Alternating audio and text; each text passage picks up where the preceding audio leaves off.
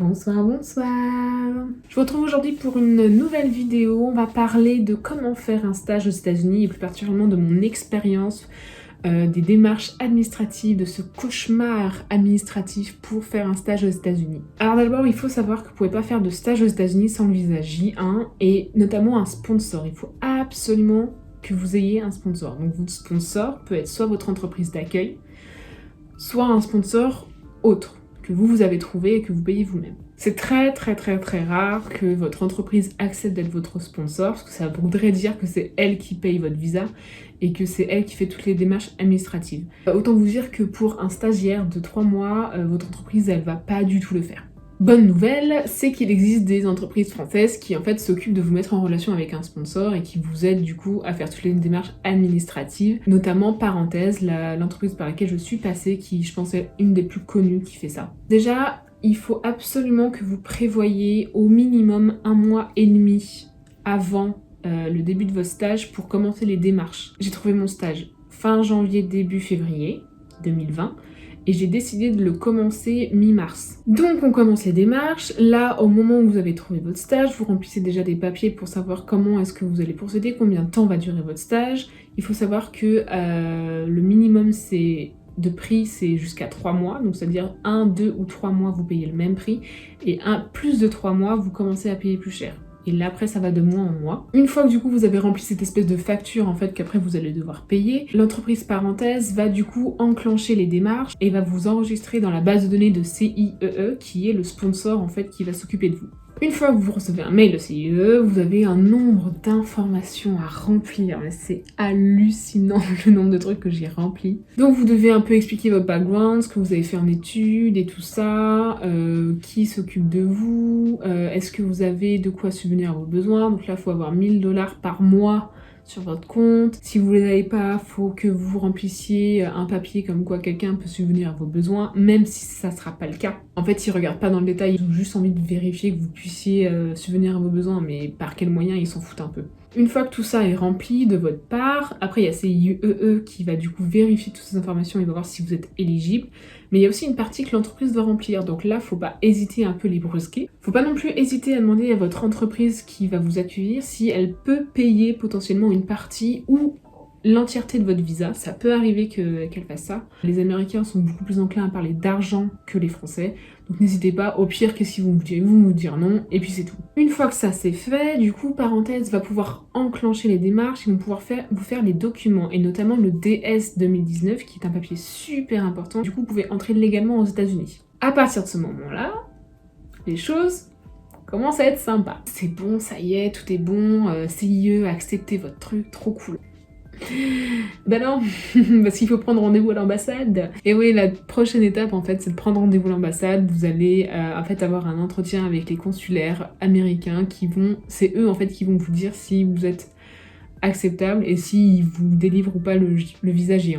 Pour avoir cet entretien, on vous envoie un mail, on vous donne votre numéro de DS 2019 et à ce moment-là, vous pouvez vous inscrire sur le site du gouvernement américain. Et là, vous remplissez, vous savez, les questions. Est-ce que vous avez déjà fait un génocide? Est-ce que vous avez déjà tué des gens? Est-ce que vous avez déjà prostitué? Enfin, voilà, toutes les questions comme ça, vous les avez. Donc, vous remplissez bien non partout. Vous payez les frais, ce qu'on va encore payer, qui est de 160 $, je crois. Et une fois que vous avez fait ça, du coup, vous pouvez prendre rendez-vous à l'ambassade. Je vais sur le site de l'ambassade américaine, et en fait, il y a un calendrier où vous pouvez choisir vos dates. La première date disponible, c'était le 2 février. Donc, il fallait que je monte à Paris, et qu'en plus, je reçoive ces documents. Le DS 2019, que je n'avais pas. Ça m'arrangeait pas du tout parce que je devais travailler. En plus, je travaillais la veille jusqu'à 1h du matin, donc vraiment, cette date ne m'allait pas du tout, mais j'ai pris la première.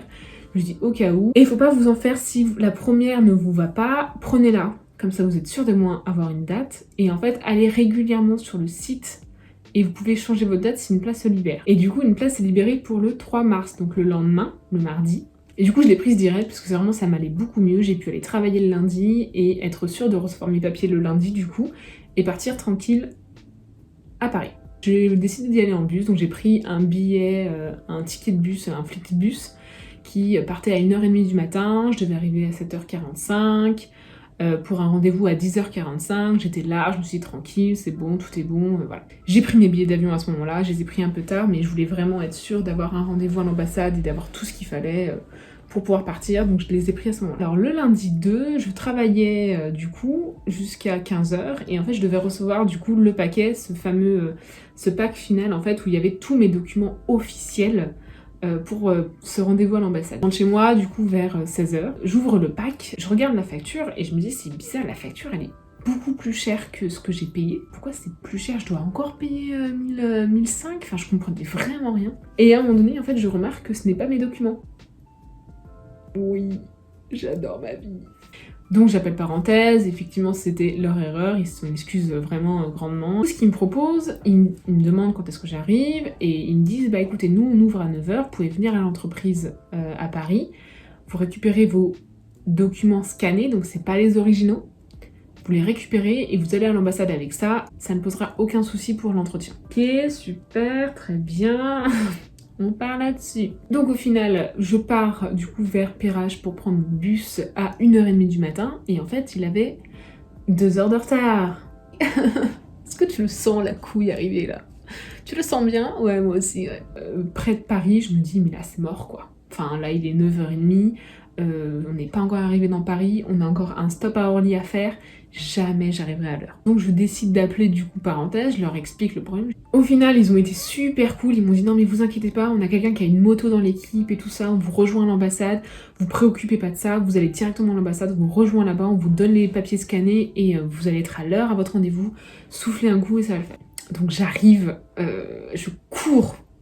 J'ai jamais autant couru de ma vie pour attraper le métro. Bon, elle est où? Et au final, c'est lui qui m'a retrouvé parce que je pense qu'il a dû me voir, une meuf en mode ouah, je suis perdue. Mais j'étais paniquée. Je suis arrivée à 10h40. À 10h40. Je me suis dit, mais quelle vie c'est ça? En gros, l'ambassade est là. Et là, il y a une rue. Et moi, j'étais ici. Il me dit, tu peux pas faire ça. Il faut que tu fasses comme ça, et aller en face. Parce qu'en fait, vous entrez sur le territoire américain. Ce qui fait que vous avez une espèce de première fouille où on regarde votre sac, on passe un détecteur de métaux sur vous, et après il y a un premier comptoir où du coup la personne me demande du coup mon passeport et mon DS 2019. Donc je lui donne mon passeport, je lui donne la copie de mon DS 2019 et elle voit bien du coup que c'est une copie. Et je lui dis bah ouais je les reçois demain, on vous les envoie directement. Elle me dit ok pas de souci, allez-y. Je passe, je rentre dans une première pièce, et là, bah, c'est comme à l'aéroport, donc du coup, en fait, vous videz votre sac, il garde, avec votre téléphone qui est éteint, et le sac, il le garde, et il vous donne un espèce de badge, en fait, qui va vous permettre de récupérer votre sac à la fin. Vous rentrez dans l'ambassade. Donc là, vous allez sur la première queue pour les visas. Premier entretien, en fait, ça se passe qu'il y a plein de petits comptoirs. Donc du coup, ce que la première dame m'a donné, je lui donne, et elle voit effectivement que c'est pas l'original, donc je lui répète. Elle me dit ok, pas de souci, vous envoyez à cette adresse-là, vous mettez mes initiales à côté, c'est moi qui m'occupe de votre dossier, vous inquiétez pas, vous allez le recevoir. Donc là, il y a l'entretien en fait. Vous avez un consulaire américain qui va être en face de vous et qui va vous poser 2-3 questions. Et souvent, en fait, les questions, c'est pour s'assurer que vous n'allez pas rester aux États-Unis. Et du coup, faut bien dire que non, effectivement, il y a, je sais pas, un master qui vous attend ou un boulot qui vous attend en France après, mais il faut bien vraiment toujours dire que vous allez rentrer. Sinon, ça peut être... ils peuvent vous refuser votre visa juste pour ça. Donc voilà, moi je passe et je m'attendais vraiment à ce qu'elle me pose plein de questions, et en fait, elle m'a posé 3 pauvres questions débilos. Oui, pourquoi vous allez aux États-Unis? Je dis bah pour un stage, oui, où ça? Bah New York, ok, d'accord, donc entreprise, bah celle-là, ok, d'accord, et qui paye pour vous? Bah ma mère. Techniquement c'était pas ma mère, mais comme j'avais donné le papier comme quoi c'était ma mère, je lui ai répondu ma mère. Elle me dit ok, visa approuvé. En fait, il faut savoir en fait qu'ils gardent votre passeport et qu'ils vous rendent le DS 2019 parce que du coup ils vont coller le visa sur le passeport.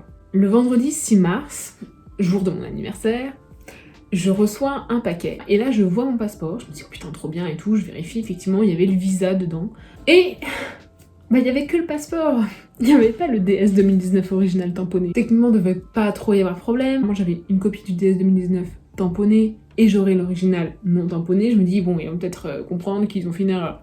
Mais je me dis envoie un mail à l'ambassade quand même. Ils mettent un peu de temps à me répondre, ils me disent oui on prend en compte votre demande, je sais pas quoi, enfin tu sais vous savez les réponses automatiques, voilà. Et au final, par un miracle incroyable, je reçois le DS 2019 tamponné vraiment à 2 jours du départ. Là je me dis ça y est, c'est un signe du destin, c'est bon, je peux partir et tout ça, j'ai fait ma valise, tout était bon et tout ça. Je vous rappelle que je devais partir le vendredi 13. Vous vous souvenez ce que notre cher président Trump a dit pour le vendredi 13 mars? To keep new cases from entering our shores, we will be suspending all travel from Europe to the United States for the next 30 days. The new rules will go into effect Friday at midnight. Et là, je me dis non. Tous mes contacts, tout mon entourage qui m'envoie des messages en ouais, mais tu vas pouvoir partir et tout ça. Je fais mais j'en sais rien. Vraiment, j'étais partie dans une optique super positive. Le vendredi matin, du coup, je devais prendre un train pour aller à Paris Charles de Gaulle pour après prendre mon avion pour New York. J'arrive à Paris-Charles de Gaulle et tout ça, je cherche l'enregistrement. Je me suis mise dans la queue, donc j'étais vraiment la 5e dans la queue pour l'enregistrement. J'arrive à m'enregistrer, très bien, le mec il me dit rien, il me demande mon DS 2019 original tamponné que j'avais, du coup j'étais très fière de le donner. C'était un peu glauque, hein. Vraiment il n'y avait pas beaucoup de monde dans l'aéroport, c'était vraiment vide. J'ai fait encore rare, enfin en plus Charles de Gaulle, je me dis que c'est un gros aéroport, mais là vraiment il y avait pas grand monde. Donc moi je souffle un peu, je me dis bon bah on est là, a priori je vais y aller. Mais c'est vrai qu'on n'arrivait pas à savoir si au moment où on arrivait sur le territoire américain, si ça allait passer. Et bah écoutez, c'est passé. Franchement, en plus j'étais trop bien parce que vraiment j'avais 3 sièges pour moi, il y avait personne dans l'avion. Et au final, du coup je suis arrivée à JFK, je suis passée comme ça, vraiment, on m'a pas pris ma température, rien du tout, j'étais scandalisée. Je me suis dit mais les gars... Et au final, je suis passée et du coup, voilà, je suis à New York actuellement.